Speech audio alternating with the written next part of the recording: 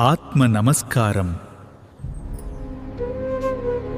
இந்த 4ஆம் அத்தியாயத்தின் தலைப்பு சிருஷ்டிப்பு, த கிரியேஷன், அதாவது இந்த பிரபஞ்சமும் உயிர்களும் எவ்வாறு தோன்றின என்பதை பற்றிய மிக உன்னதமான தத்துவ பகுதி. முந்தைய அத்தியாயத்தில் பாவம் புண்ணியம் என்ற கற்பிதங்களை கடந்து உயிர்காற்றை உள்முகமாக திருப்புவதை பற்றி பார்த்தோம். இந்த அத்தியாயத்தில் அந்த உயிரே இந்த உலகமாக எப்படி மலர்ந்தது என்பதை பற்றி சித்தர் விளக்க தொடங்குகிறார். சீடரின் கேள்வி: குருதேவே, முந்தைய அத்தியாயத்தில் இந்த உடலே இறைவன் வாழும் ஆலயம் என்றும் உள்ளே இருக்கும் ஜீவனே சிவன் என்றும் மிக தெளிவாக விளக்கினீர்கள். ஆனால் எனக்குள் ஒரு பெரிய சந்தேகம் எழுகிறது. இந்த உலகமும் இதில் உள்ள கோடான கோடி உயிரினங்களும் மனிதர்களாகிய நாமும் எவ்வாறு தோன்றினோம்?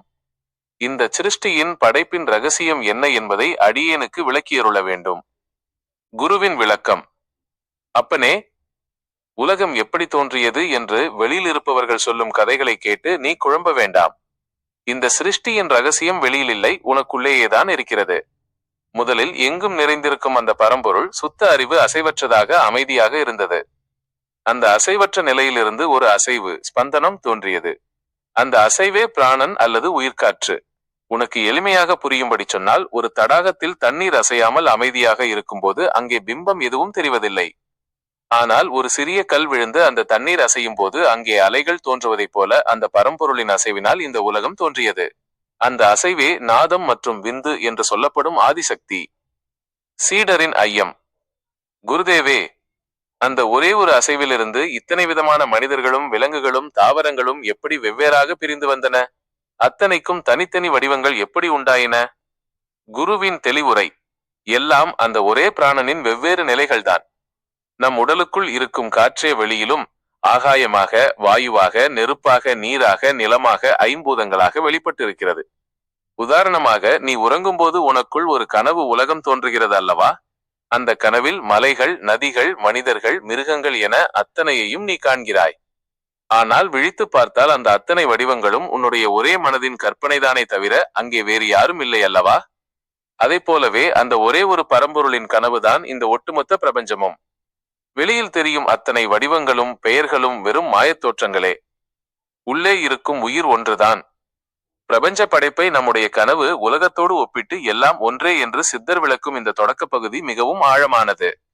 சீடரின் கேள்வி: குருதேவே, இந்த உலகம் அனைத்தும் அந்த ஒரே பரம்பொருளின் கனவு போன்ற மாயத்தோற்றம் என்றும் உள்ளே இருக்கும் உயிர் ஒன்றுதான் என்றும் கூறினீர்கள்.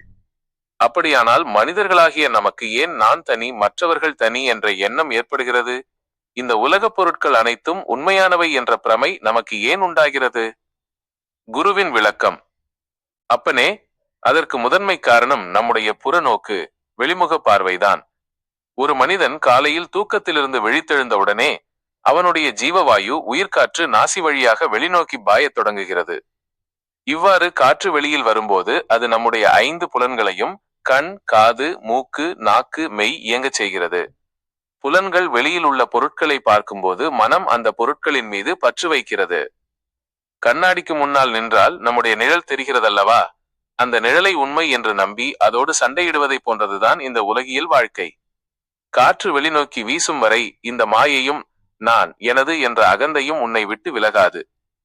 சீடரின் ஐயம்: குருதேவே, அப்படியானால் இந்த மாயத் தோற்றத்திலிருந்து விடுபட்டு எல்லாவற்றிலும் உறையும் அந்த ஒரே உயிரை நாம் எவ்வாறு காண்பது? குருவின் தெளிவுரை: அதற்குத்தான் உள்முக நோக்கு தேவைப்படுகிறது. வெளியில் பாய்ந்து கொண்டிருக்கும் அந்த உயிர்காற்றை மெதுவாக பின்னோக்கி இழுத்து உள்ளுக்குள்ளேயே ஒடுக்க வேண்டும். ஒரு ஆமை தன் 4 கால்களையும் தலையையும் ஆபத்து வரும்போது தன் ஓட்டுக்குள் இழுத்துக் கொள்கிறது அல்லவா? அதை போல வெளியில் அலையும் உன் புலன்களையும் மனதையும் உனக்குள்ளேயே இழுத்துக் கொள்ள பழக வேண்டும். காற்றை உள்ளே நிறுத்தி மனதை அந்த ஒடுக்க நிலையில் வைக்கும்போது இந்த உலகம் உனக்கு தனித்து புலப்படாது. அப்போது உனக்குள்ளே இருக்கும் ஒளியே வெளியிலும் பிரகாசிப்பதைக் காண்பாய். உனக்கும் இந்த உலகிற்கும் வேறுபாடே இருக்காது. நீயே பிரபஞ்சமாக, பிரபஞ்சமே உன்னாக மாறும் உன்னத நிலை அதுதான். புறத்தே பாயும் காற்றை உள்முகமாக ஒடுக்குவதன் மூலமே மாயையை வெல்ல முடியும் என்று சித்தர் இங்கே மீண்டும் வலியுறுத்துகிறார். சீடரின் கேள்வி: குருதேவே, வெளியில் அலையும் காற்றை உள்ளே ஒடுக்கும் போது மாயை விலகும் என்று கூறினீர்கள். ஆனால் இந்த உலகத்தில் இத்தனை துன்பங்களும் இன்பங்களும் நோய்களும் நொடிகளும் இருக்கின்றனவே, அவையெல்லாம் யாரால் சிருஷ்டிக்கப்பட்டன? இந்த உலகை ஆளும் இறைவன் ஏன் மனிதர்களுக்கு இத்தனை துயரங்களை தர வேண்டும்? குருவின் விளக்கம்: அப்பனே, நீ இன்னும் புற உலக பார்வையில் இருந்து கொண்டே இறைவனை வெளியில் தேடுகிறாய். இந்த உலகில் உள்ள இன்ப துன்பங்களையோ அல்லது நோய்களையோ வெளியில் இருக்கும் எந்த ஒரு இறைவனும் சிருஷ்டிக்கவில்லை, படைக்கவில்லை. அத்தனையையும் சிருஷ்டித்தது உன்னுடைய சொந்த மனம்தான்.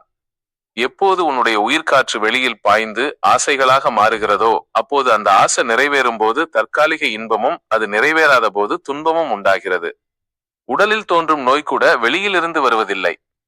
உனக்குள் இருக்கும் பிராண சக்தியை, உயிர்காற்றை நீ சரியாக பயன்படுத்தாமல் அதை வெளியில் வீணாக்குவதால் தான் உடலின் சமநிலை குலைந்து நோய்கள் உண்டாகின்றன.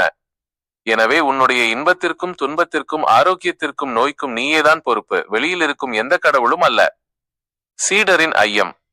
குருதேவே, அப்படியானால் இந்த உலகத்தில் உள்ள அனைத்து பிணிகளிலிருந்தும் துயரங்களிலிருந்தும் முற்றிலும் விடுபட என்னதான் வழி? குருவின் தெளிவுரை. வழி ஒன்றுதான். சிருஷ்டிக்கு காரணமான அந்த ஆதி அசைவை மீண்டும் அசைவற்ற நிலைக்கு கொண்டு வர வேண்டும். அதாவது அலைப்பாயும் மனதை அமைதிப்படுத்த வேண்டும். நதி எவ்வளவு வேகமாக ஓடினாலும் இறுதியாக அது கடலில் சென்று கலக்கும் போது தன் தனித்தன்மையை இழந்து கடலாகவே மாறிவிடுகிறது அல்லவா?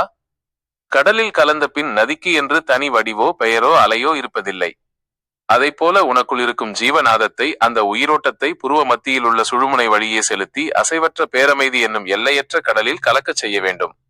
அங்கே சிருஷ்டியும் இல்லை, சிருஷ்டித்தவனும் இல்லை, இன்பமும் இல்லை, துன்பமும் இல்லை. அங்கே இருப்பது மாறாத அழியாத பேரொளி மட்டுமே. சீடரின் கேள்வி.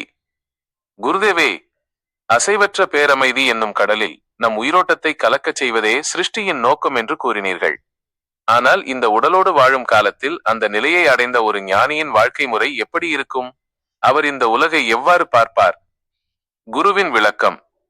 அப்பனே, அந்த நிலையை அடைந்த ஒருவனுக்கு இந்த உலகம் முற்றிலும் வேறொரு பரிமாணத்தில் புலப்படும். சாதாரண மனிதர்கள் எதை உண்மை என்று நம்பி ஓடுகிறார்களோ அதை அவன் ஒரு வெறும் நிழலாட்டமாக பார்ப்பான். ஒரு திரையரங்கில் படம் ஓடும்போது திரையில் தீப்பிடிப்பது போலவோ வெள்ளம் வருவது போலவோ காட்சிகள் தோன்றினாலும் அதன் பின்னணியில் உள்ள வெள்ளை திரை எப்படி எதனாலும் பாதிக்கப்படாமல் அப்படியே இருக்கிறதோ அதை போல ஞானியின் மனம் இருக்கும். உலக நிகழ்வுகள் அனைத்தும் அவனுக்கு திரையில் தோன்றும் காட்சிகளை போன்றதே. அவனது ஆன்மா அந்த வெள்ளை திரையைப் போல என்றும் தூய்மையாக அசைவற்று இருக்கும். அவன் எல்லாவற்றிலும் தன்னை உணர்வான். மரத்தில், செடியில், கொடியில், விலங்குகளில், சக மனிதர்களில் என அனைத்திலும் ஓடுவது தனக்குள்ளே ஓடும் அதே ஜீவ சக்திதான் என்பதை அவன் நேரடியாக காண்பான். அதனால் அவனிடம் பிற உயிர்களிடத்தில் காழ்ப்புணர்ச்சியோ பிரிவினையோ இருக்காது. எல்லையற்ற பெருங்கருணை மட்டுமே இருக்கும். சீடரின் ஐயம்.